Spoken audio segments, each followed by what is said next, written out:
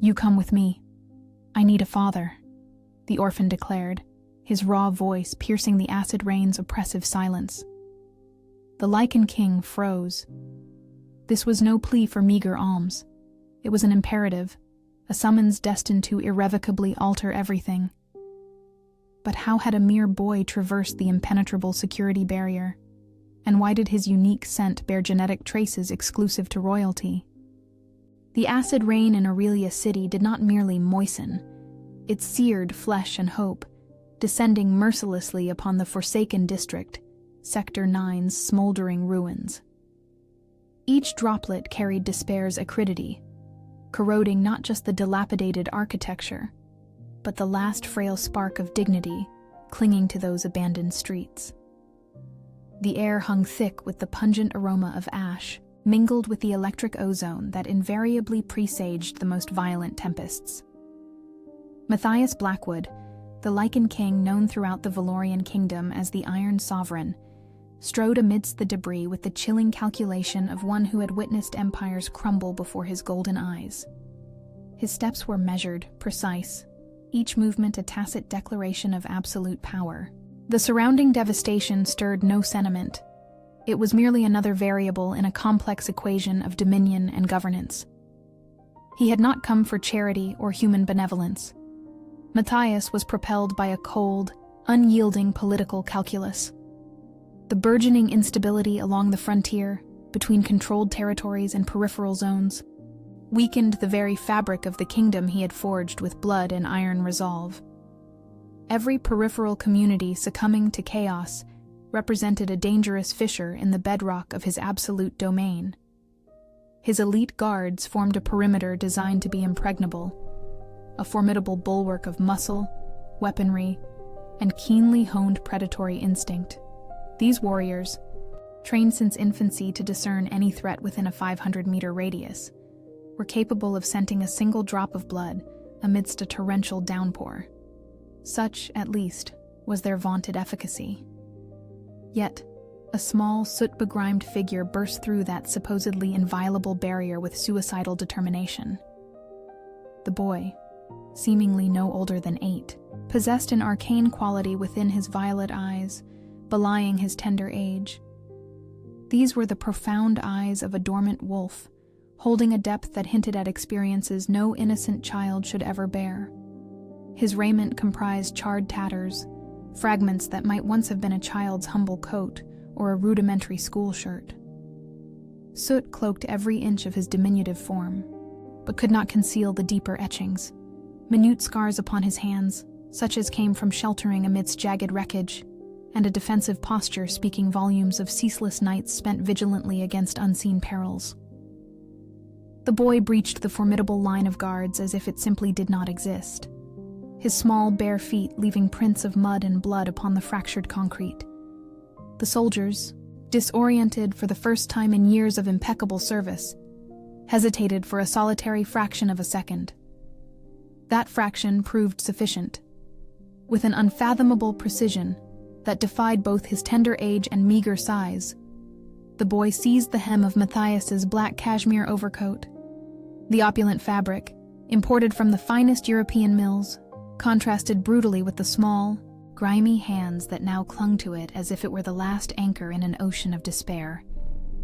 Time itself suspended. The entire world seemed to hold its breath. The rain persisted in its descent, yet its sounds transmuted into a distant murmur. The wind ceased its mournful howl amidst the ruined edifices. Even the carrion crows that perpetually circled scenes of desolation silenced their ominous cause.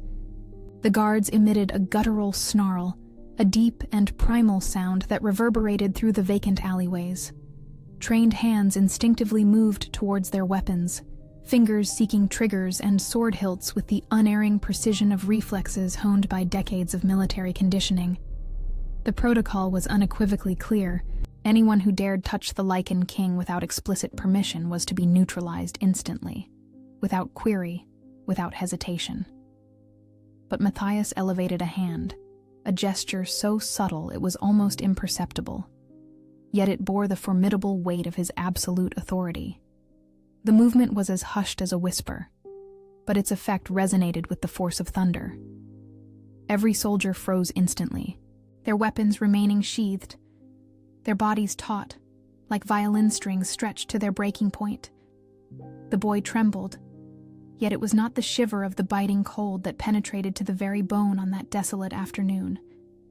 It was the raw, desperate vibration of pure adrenaline coursing through his small veins, the kind of frenzied energy that only manifests when one stakes everything on a singular, audacious gamble. Then he spoke, and his raspy voice cleaved the rain's silence like a sharpened blade through delicate silk. "You come with me. I need a father." The words emerged, fragmented, imbued with an urgency that caused the ambient air to vibrate with palpable tension. It was not a timid request or a tearful plea. It was not the confused babbling of a lost child seeking succor. It was an imperative, a demand articulated with the intrinsic authority of one who had already lost everything and possessed nothing left to forfeit. The Lycan king froze. For 35 years of his existence, Matthias had confronted entire armies without flinching. He had negotiated peace treaties with treacherous diplomats while simultaneously plotting their demise. He had gazed into the eyes of professional assassins and compelled their retreat with merely the sheer force of his presence. But now, before a soiled, orphaned boy, he felt something he had not experienced in decades: uncertainty. It was not merely what the boy uttered, but how he uttered it. The profound cadence of his words, the precise intonation, the distinct manner in which he articulated certain syllables. Something within it awakened a memory, buried so profoundly within his mind that he could not fully discern its origin. And then there was the scent. Matthias possessed the keenest olfactory senses of his formidable lineage, capable of discerning falsehoods through the subtle shift of sweat, of tracing bloodlines through primal pheromones, and of tracking quarry across entire continents. Yet, the scent that emanated from this boy was unlike anything he had ever encountered. Fresh ozone commingled with ash, as if lightning had struck an ancestral pyre.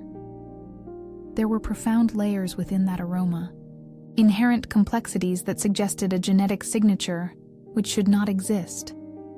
Before the Lycan king could fully process the audacious gravitas of the moment, or decipher the perplexing olfactory enigma that confounded him, a low, guttural growl echoed from a nearby alley.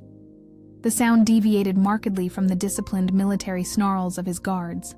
This carried a savage, desperate quality, like a wounded beast safeguarding its final sanctuary. Ilara emerged from the profound shadows, like a war goddess born from the very destruction that enveloped the desolate locale. Her raven hair was profoundly tangled with detritus and grime, framing an angular countenance that, even marked by extreme exhaustion and profound emaciation, remained devastatingly beautiful. There was an inherent savagery and untamed spirit in her movements, a lithe, feline grace that caused Matthias's pulse to accelerate with an inconvenient, primal urgency. In her slender, yet surprisingly resolute hands, she gripped a twisted iron bar, as if it were an immutable extension of her own being. The improvised weapon trembled subtly, yet not from fear. It was the potent vibration of pure adrenaline coursing through taut muscles, poised for violence should the exigency demand it. She was utterly unaware she confronted the Lycan king himself. To Ilara, this formidable entity was merely another alpha threatening Tomas, the cherished boy she had sworn to protect within the hostile, unforgiving streets of Valoria for arduous months. Her defensive posture spoke volumes of profound maternal instincts, meticulously forged in the crucible of urban survival, and rigorously tempered by countless sleepless nights spent scrutinizing every encroaching shadow for lurking predators. "Stray from him," she commanded, her hoarse voice imbued with an authority that starkly belied her apparent social standing. There was an undeniable gravitas in the precise manner she positioned herself between the vulnerable boy and the armed soldiers, suggesting formidable military training or, at the very least, substantial and harrowing combat experience. The subsequent confrontation was brief, Yet it undeniably revealed far more than any of those embroiled in its sudden intensity had ever anticipated. Matthias, compelled by an inexplicable instinct his rational logic utterly rejected, raised his hand anew, a silent, imperious command staying his guards from executing the formidable woman who had dared to threaten them.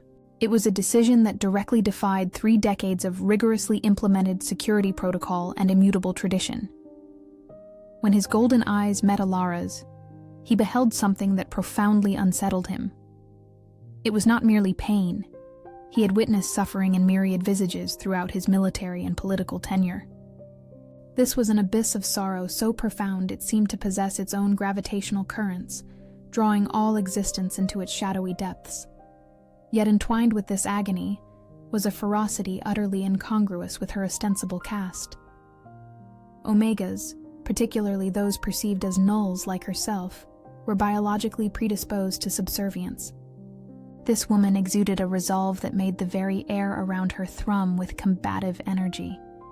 There, beneath the corrosive acid rain that incessantly seared all it touched, encircled by devastation and death, Matthias Blackwood forged a decision that contravened 3 centuries of established royal protocol. He would convey both, the enigmatic boy and the fierce woman who shielded him, to the Obsidian Palace estate. His motivations were devoid of benevolence or humanitarian compassion. The Iron Sovereign made no decisions predicated upon sentimentality. Rather, the boy's peculiar scent bore recessive genetic traces he urgently needed to scrutinize, and it was undeniably evident the child would not willingly part from the Omega he regarded as his protectress. "You both come with me," he declared, his voice imbued with the unquestionable authority of 3 decades in power. Now. The initial 30 days within the Obsidian Palace estate constituted a meticulous exercise in silent psychological warfare and enforced adaptation. The Gothic architecture of the estate, with its corridors extending for miles and spires that pierced the low-hanging clouds of Valoria, was meticulously engineered to intimidate visitors and to perpetually impress upon all within its walls the absolute power of its liege.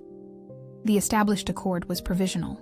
6 months of refuge and protection, whilst the Valorian Council and its private investigators endeavored to locate any distant kin of Tomas. It was a pragmatic arrangement, enabling Matthias to meticulously study the boy's genetic anomalies without incurring problematic political precedents.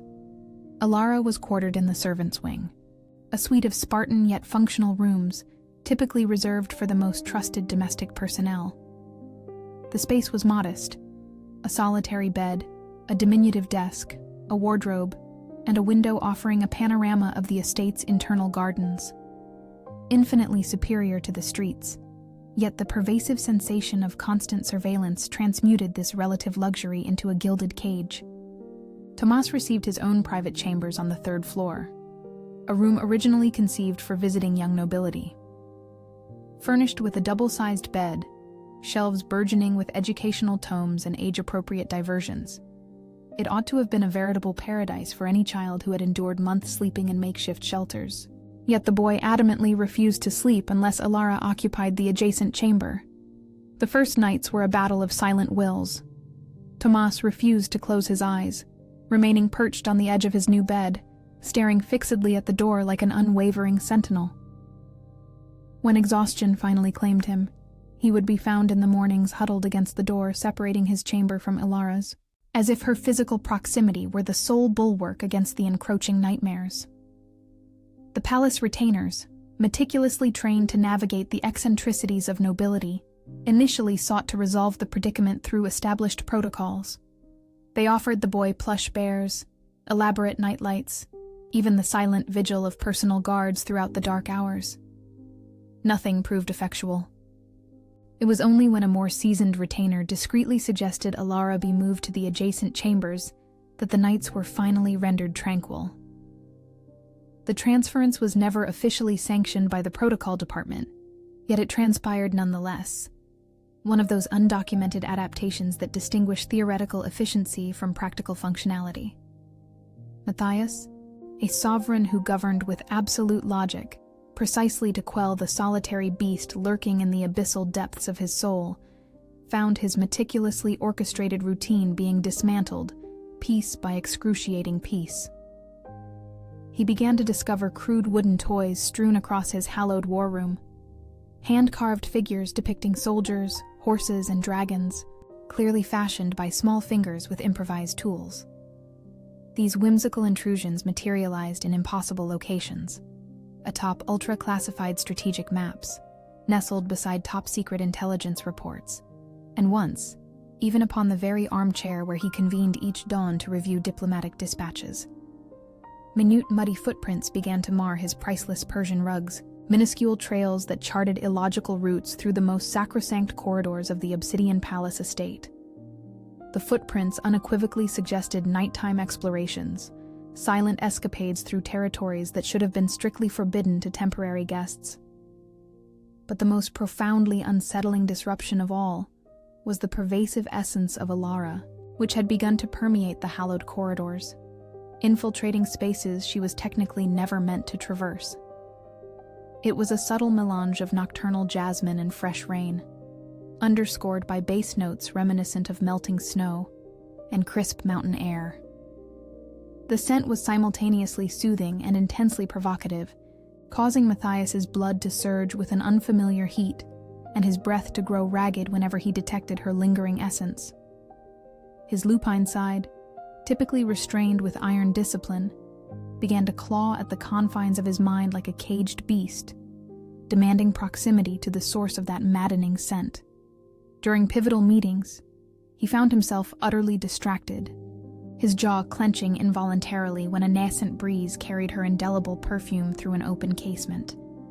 At night, within the secluded sanctity of his private chambers, he would lie awake, body rigid with a taut tension, meticulously analyzing the complex strata of that fragrance, which compelled him to imagine pressing his face into the delicate curve of her neck and inhaling deeply, irrevocably. The inaugural seismic shift in the palatial dynamics manifested when the Valorian Council, presided over by the avaricious Duke Varric Nordstrom, decreed the imperative for the implementation of more stringent protocols.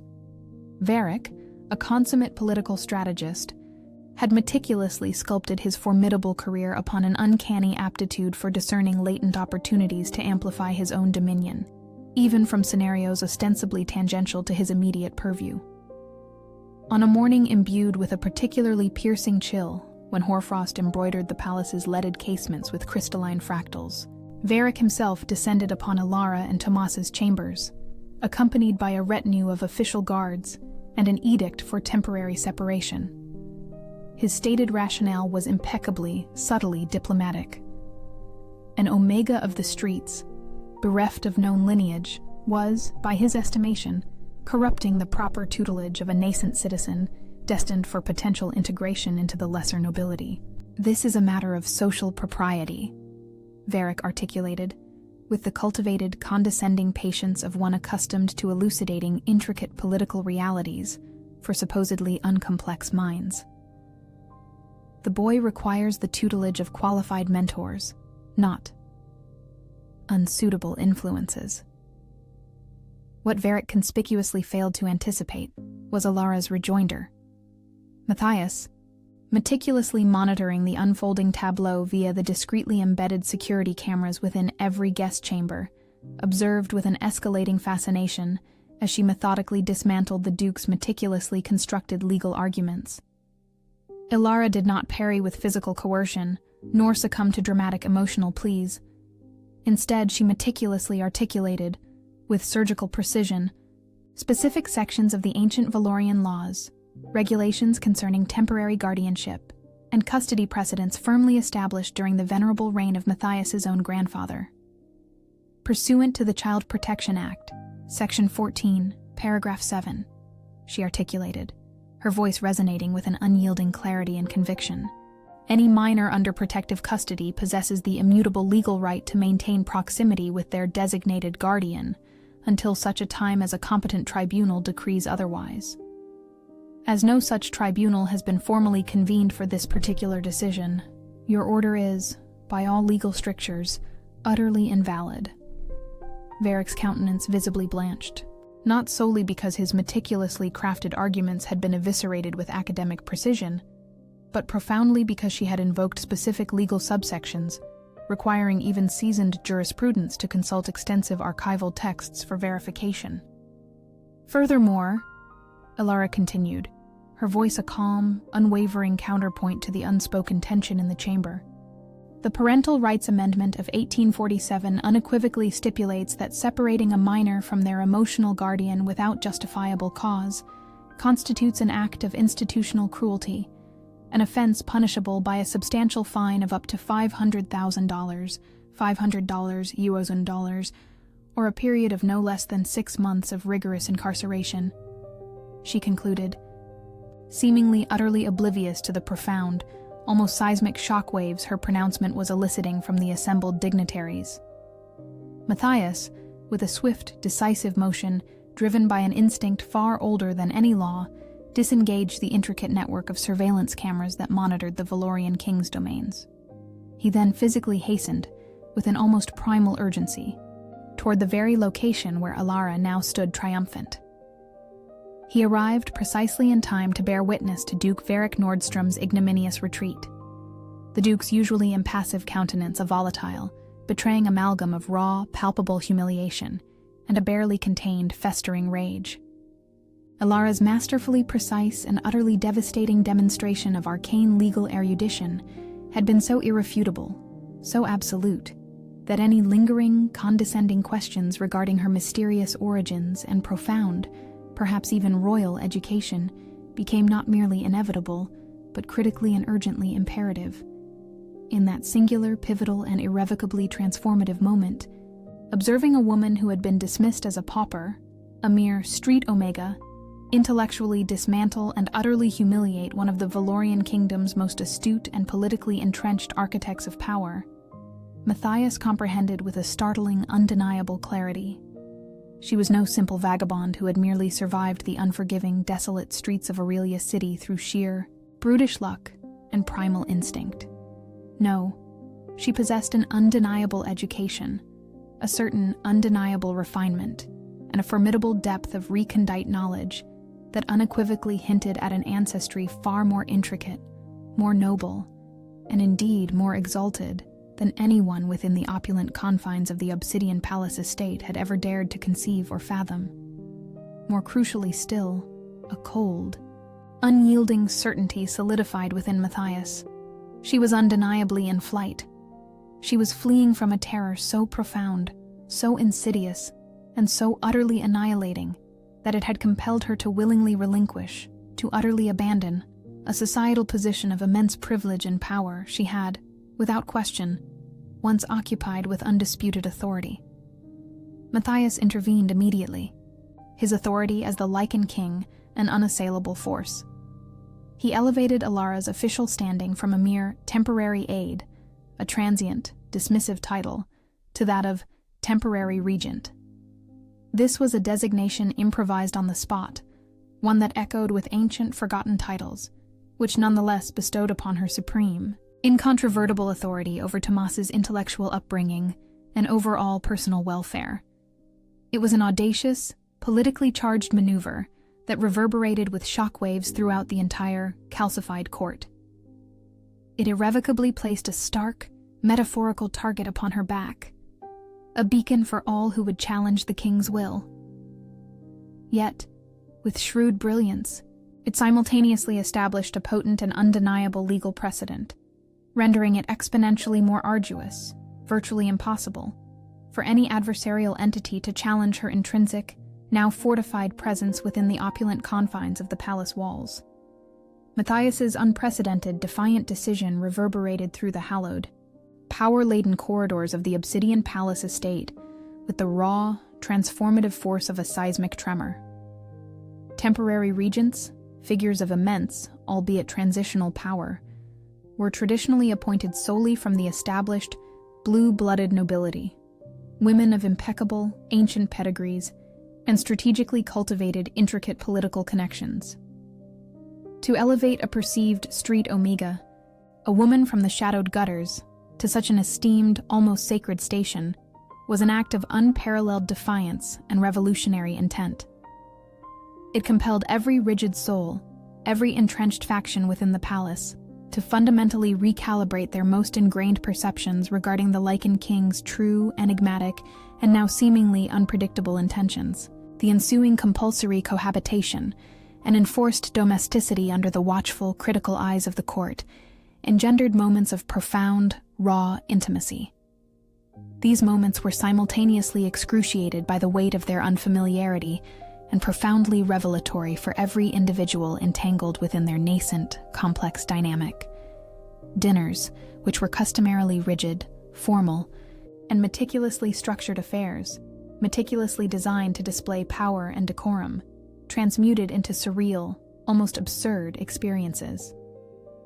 Tomas, with the ruthless, unyielding logic of a child who had learned, through bitter experience, to trust absolutely nothing and no one, would insist with unwavering resolve that the Lycan king taste every single innocuous vegetable first, thereby ensuring, with scientific precision, that they were not surreptitiously poisoned. Matthias, a formidable Lycan king, the Iron Sovereign, who typically consumed his meals in absolute, profound silence, whilst meticulously reviewing vital state documents and strategizing the future of his secret kingdom, now found himself diligently masticating childish carrots and bland spinach. All the while, an 8-year-old boy, scarred by unseen traumas, meticulously scrutinized every deliberate, hesitant movement of his powerful jaw with an almost unnerving scientific intensity. "Is it truly tasty, King Matthias?" Tomas would earnestly inquire, his gaze unwavering, after each experimental forkful. "Is it not bitter?" Sometimes, you see, they put bitter things in the food. Precisely when they want to truly hurt someone, don't they?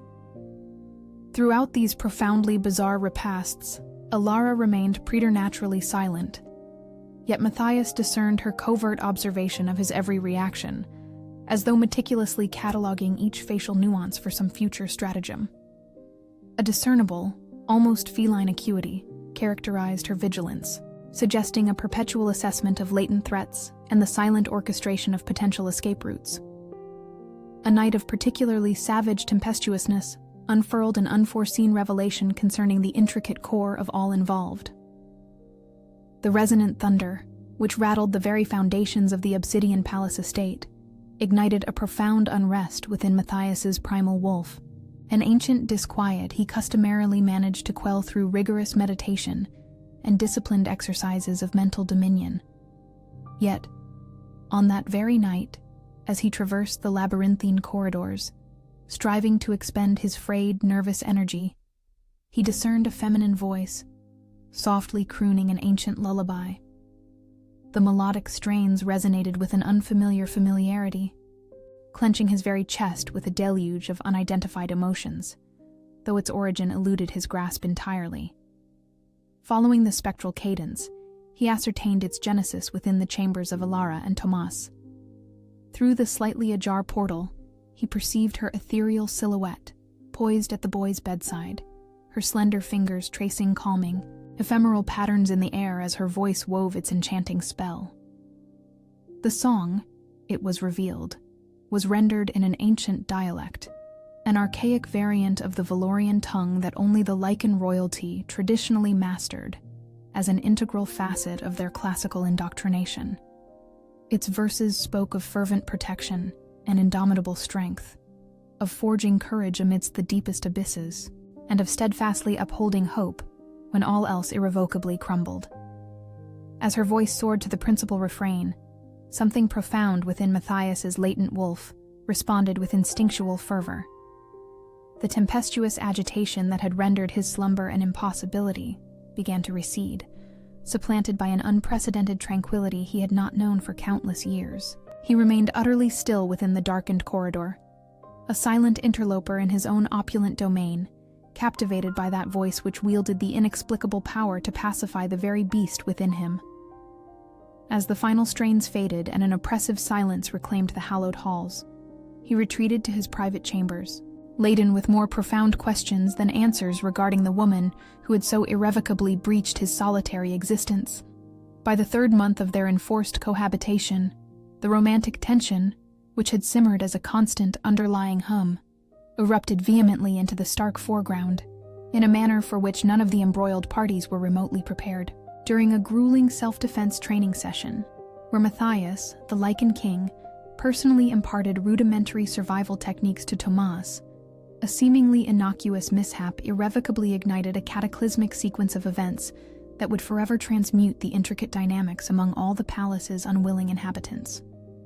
Struggling to master a particularly vexing evasive maneuver, the boy tragically lost his equilibrium, stumbling awkwardly against one of the unforgiving iron bars delineating the training area. The impact carved a minor yet crimson fissure upon his tender forehead, medically inconsequential, but dramatic enough to elicit from Tomas a heart-wrenching sob of agony and profound terror.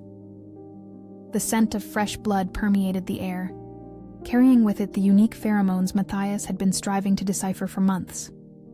Yet this time, a revelation of profound consequence emerged. Tomas's blood bore genetic markers utterly incongruous with every scientific precept Matthias had ever known. Before he could fully assimilate the staggering implications of his discoveries, Alara breached the training grounds like an untamed force of nature.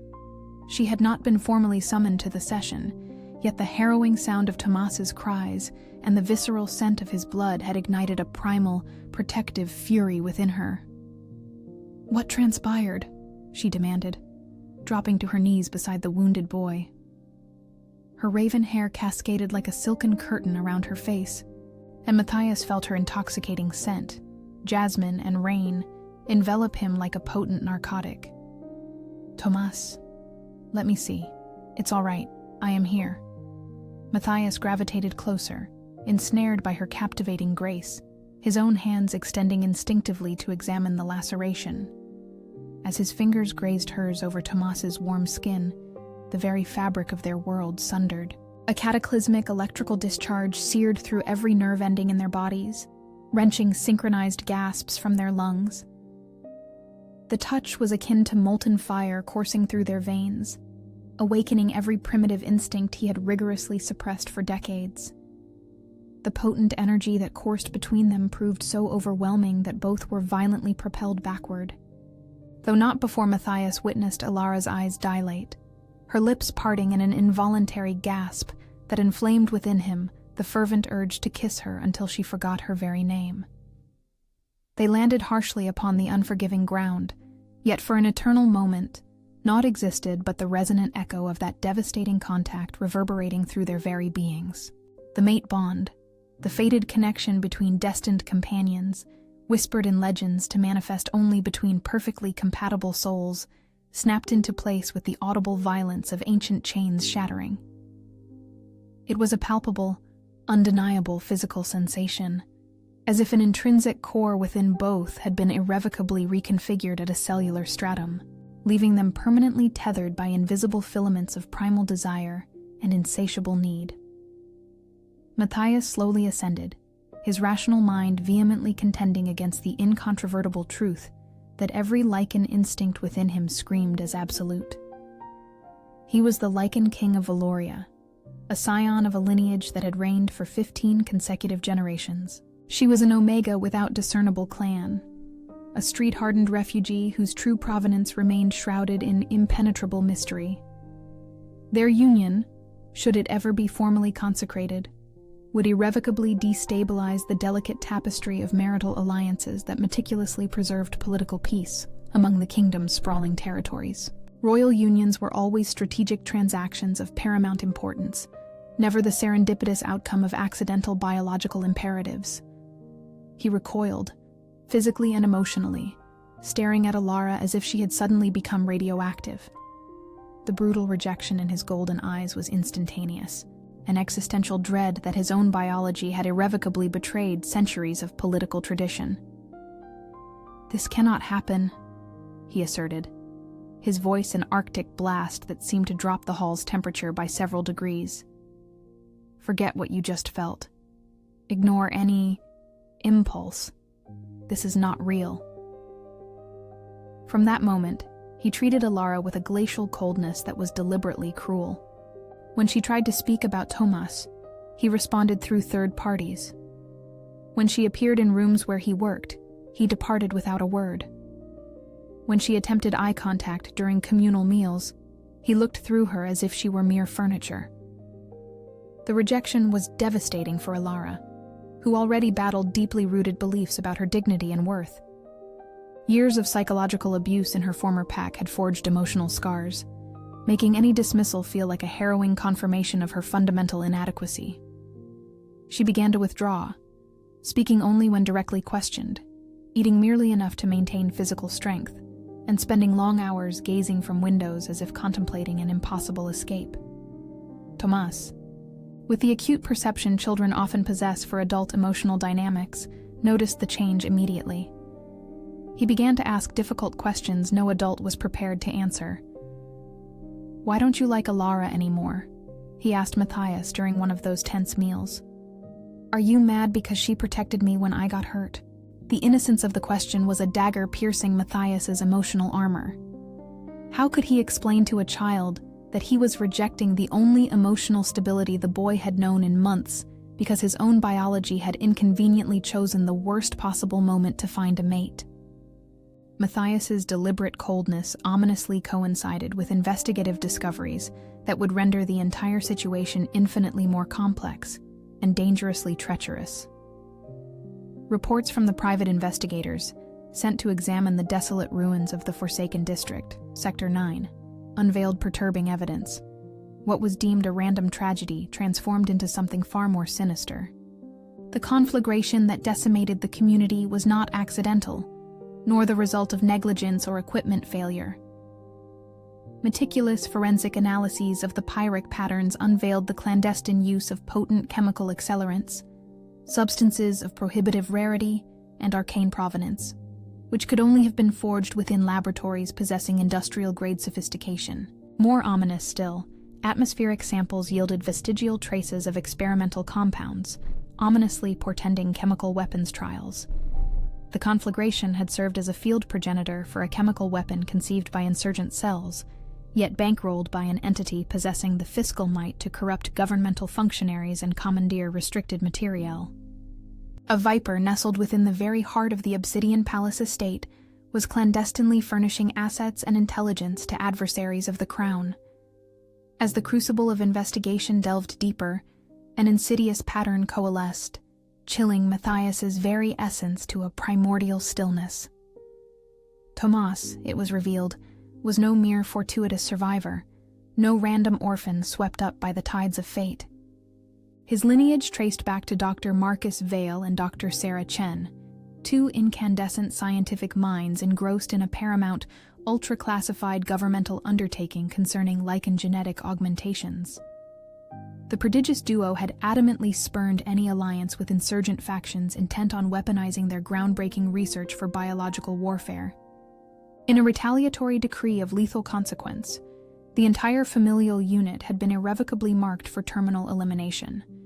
The Inferno, an orchestrated deception, had been meticulously engineered to mimic a tragic mishap, while obliterating every tangible vestige of their pioneering research. Yet, the architects of this nefarious scheme had committed a singularly critical miscalculation. They remained ignorant of the boy's near-perfect eidetic memory.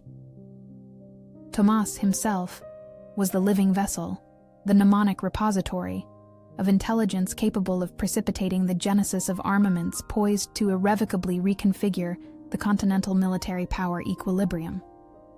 The intricate genetic schematics, the arcane synthesis protocols, the esoteric access encryptions, all lay meticulously etched within the boy's mind, a biological archive he himself had yet to fully comprehend. His parents, in their final desperate months, had painstakingly instilled within him numerical sequences and chemical paradigms, cleverly disguised as innocent educational games, their hope a fragile beacon that, should fate betray them, the knowledge itself would endure. When Matthias finally unraveled Tomas's authentic identity and grasped the profound strategic exigency of the knowledge housed within his nascent mind, the fundamental dynamic of their entire precarious existence shifted irrevocably. He could no longer merely excise Alara and Tomas from his sphere of influence once the stipulated 6 months of sanctuary had elapsed. He was compelled, by an emergent, primal imperative, to become their impregnable shield against malevolent forces that would not falter at the unspeakable torture of a child to rend forth military arcana. But Duke Varric Nordstrom, manifesting a political acuity that Matthias had perilously undervalued, executed his stratagem with chilling alacrity. Seizing the opportune moment of Matthias's mandatory diplomatic sojourn, a critical mission to forge commercial accords with allied Lycan territories and distant states, Varric Nordstrom unleashed a calculated scheme meticulously honed over weeks of clandestine plotting. Leveraging his formidable authority as the vice president of the Royal Council and brandishing fabricated mandates ostensibly issued by the Lycan king himself, he orchestrated the audacious abduction of Tomas from within the very confines of the Obsidian Palace estate. The operation was executed with military precision. A team of Varric's loyal enforcers invaded the boy's chambers during the pre-dawn hours, sedating him before he could cry out for Alara. When she awoke, Tomas was already being transported to an unknown location. The message left behind was simple and direct. Varric demanded that Tomas be brought before him for educational interrogation concerning his family and history. If the boy truly possessed valuable information, as Varric suspected, he intended to be the first to extract it and wield it for his own political advancement. When Alara discovered the empty room, her shriek of anguish echoed through the palace corridors like the primal howl of a soul in agony. It was a sound that compelled the servants to halt in the midst of their daily tasks, exchanging glances fraught with visceral discomfort. She burst into the throne room where the interim council was convened, debating security protocols, erupting through the ornate doors like a tempest personified. Her hair was disheveled, her garments crumpled from the frenzied search for clues in the barren chambers, her eyes crimson from unshed tears. "Where is he?" she demanded, her voice reverberating through the high vaults of the ceremonial hall. "Where is Tomas?" The assembled counselors, men who had navigated decades of treacherous political waters, regarded her with a potent blend of thinly veiled disdain and exasperation. To their estimation, she was a transient interloper who had catastrophically forgotten her station within the rigid social hierarchy. "Calm yourself, woman," stated Lord Harwick, the most senior military advisor, his voice imbued with the condescending patience of one accustomed to elucidating complex realities for minds presumed simple. "The boy is currently being questioned regarding matters of national security. It is an affair that transcends your comprehension." It was at that pivotal moment that Alara forged a decision destined to forever alter the perception everyone held regarding her true identity and lineage. She unveiled her ultimate secret, the truth she had guarded with a suicidal resolve, even when it signified a life upon the unforgiving streets and an unyielding hunger as her constant companion. "I am Alara Winterstorm," she declared, her voice suddenly imbued with an authority that caused the very air in the chamber to vibrate with palpable energy. "Daughter of Lord Aldrich Winterstorm and Lady Morgana Winterstorm of House Winter, a royal lineage that commanded the northern lands for 8 centuries before being betrayed and massacred." The silence that ensued was absolute. House Winter was a legend, a dynasty that had been annihilated in a single night of betrayal and bloodshed 15 years prior. All members of the family had been presumed slain, their keeps razed, their ancestral lands apportioned amongst families loyal to the reigning Lycan king. Yet then she performed an act that unequivocally proved her words were no mere ravings of a mind shattered by duress. She unleashed her true scent. For months, she had masterfully wielded extraordinary bioelectric control to utterly suppress her natural pheromones, a rare ability held only by particular royal lineages. This rare faculty, honed through centuries of political exigency, allowed Lycan nobility to blend seamlessly amongst the common populace when imperative. What then unfurled itself throughout the throne room was a devastating olfactory storm. It was not the faint, indistinct scent of a null omega. It was, instead, a sensory explosion of primal winter and concentrated omega power, a potent fragrance that made every man present gasp, and their inner wolves howl in instinctual recognition.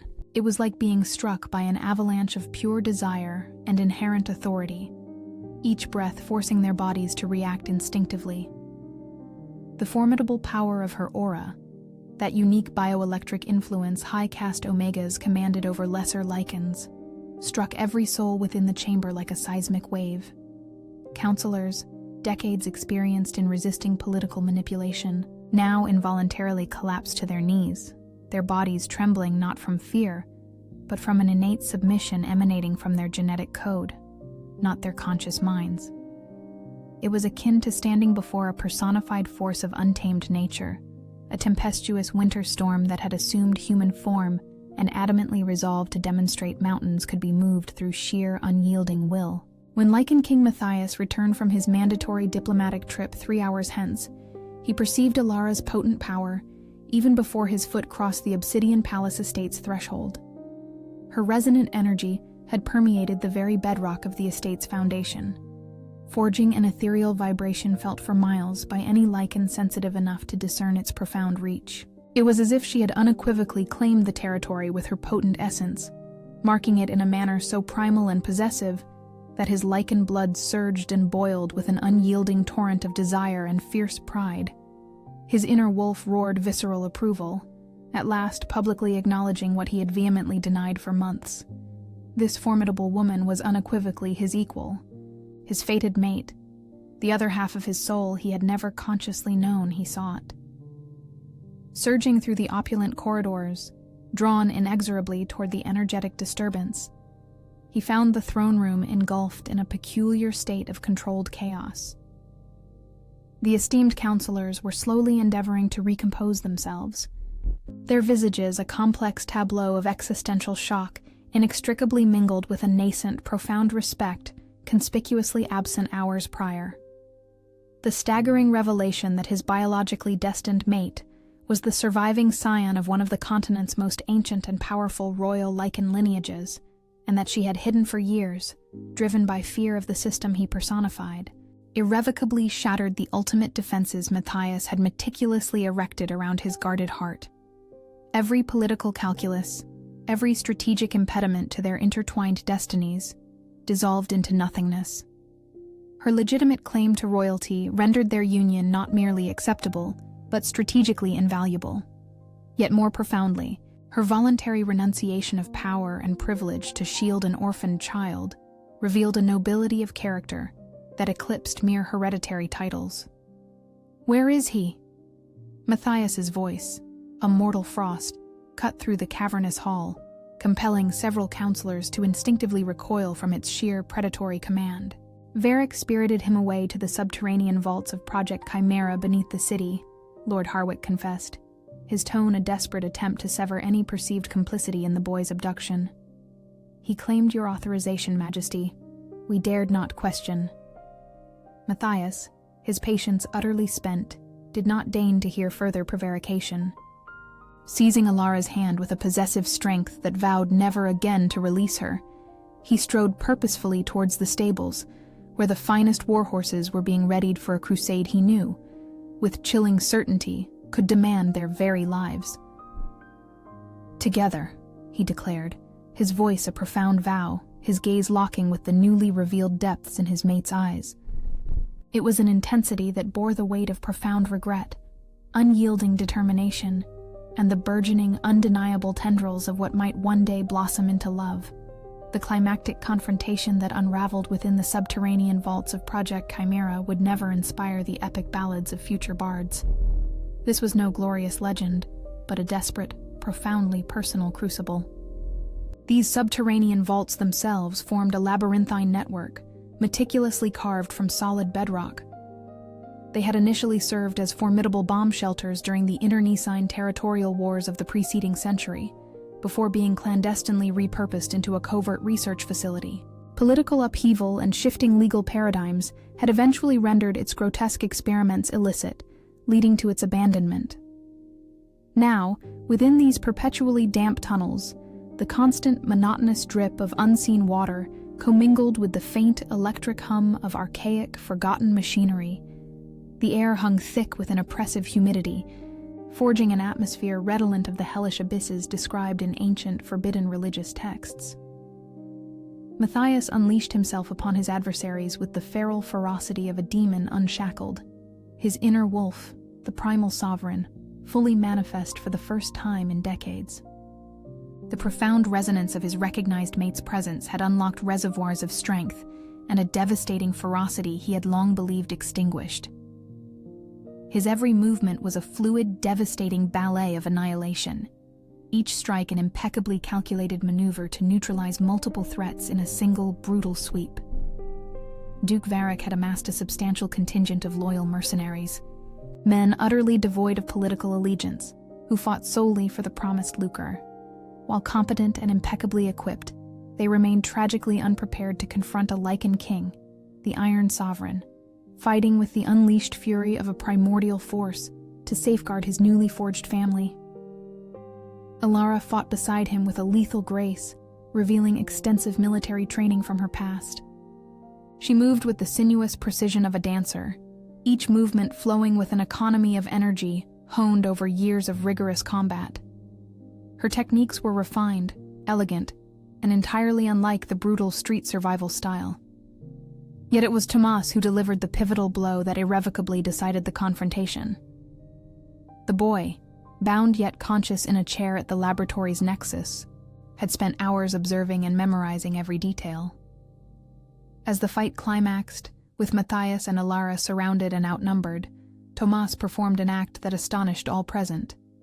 He cried out a torrent of numbers and letters his parents had taught him during their final weeks, arcane access codes he had internalized as effortlessly as childhood songs. The numerical invocation unleashed dormant automated defense systems, vestiges of a forgotten era, yet still functionally connected to the facility's infrastructure. Security doors descended, sealing mercenaries and trapping Varric within the main chamber. Soporific gas permeated the ventilation, neutralizing most combatants in minutes. Emergency lights created limited visibility, favoring defenders familiar with the layout. Matthias, wounded and bleeding from superficial cuts, none critical, did not celebrate the tactical victory. He surged forward, impelled by an elemental force, to envelop the boy whose courage and intellect transcended his years, and the woman who had risked everything to shield him. Amidst the strewn detritus of a battle born of avarice and insidious political ambition, he apprehended with crystalline clarity that the symbolic crown, the sprawling estate, indeed, the entire apparatus of power to which he had consecrated his life, was utterly devoid of meaning without these two incandescent souls who had become the very axis of his emotional cosmos. Tomas's rescue consecrated a bond transcending biology or political stratagem. They became family not through blood or traditional marriage, but through a love forged in shared adversity and mutual protection. Their solemn return to the Obsidian Palace estate resonated with profound gravity, a stark counterpoint to their desperate departure. Matthias returned, not as a conquering Lycan king celebrating triumph, but as a man profoundly transformed, one who had discerned life's immutable truth. He convened the entire Valorian Council for a royal audience, not to judge traitors or mete out punishments, but to promulgate pronouncements destined to irrevocably redefine the Lycan kingdom's political architecture. Standing at the center of the throne room, with Alara by his side, clad in a regal gown swiftly tailored to signify her restored status, Matthias gripped her hand with unquestionable firmness.